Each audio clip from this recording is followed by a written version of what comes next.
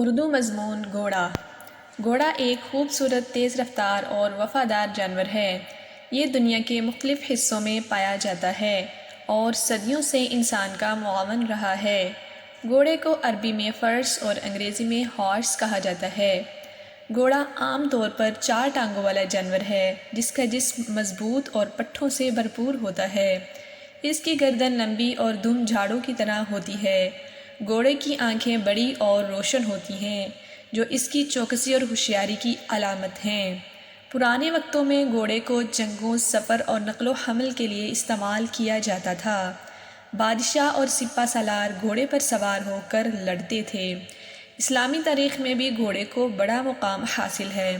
حضور اکرم صلی اللہ علیہ وآلہ وسلم نے بھی گھوڑے کی بہت اہمیت بیان فرمائی اور کئی صحابہ کرام رضی اللہ تعالیٰ عنہ گھوڑے پر سوار ہو کر جہاد میں شریک ہوئے۔ آج کل گھوڑوں کو کھیل میں، خاص طور پر گھوڑا دوڑ اور پولو جیسے کھیلوں میں استعمال کیا جاتا ہے۔ کچھ علاقوں میں یہ آج بھی سواری اور سامان اٹھانے کا ذریعہ ہیں۔ گھوڑا نہ صرف جسمانی طور پر طاقتور ہوتا ہے بلکہ یہ وفادار بھی ہوتا ہے۔ یہ اپنے مالک کی پہچان رکھتا ہے اور اس کے اشاروں کو فوراً سمجھ جاتا ہے۔ گھوڑے کی مختلف نسلیں ہوتی ہیں جیسے عربی گھوڑا، ترکمان گھوڑا اور پاکستانی نسل کا گھوڑا۔ عربی گھوڑے دنیا بھر میں اپنی خوبصورتی اور دوڑ کی صلاحیت کے لیے مشہور ہیں۔ گھوڑا ایک صفائی پسند جانور ہے۔ اس کی مناسب خوراک میں گھاس، دانہ اور صاف پانی شامل ہوتا ہے۔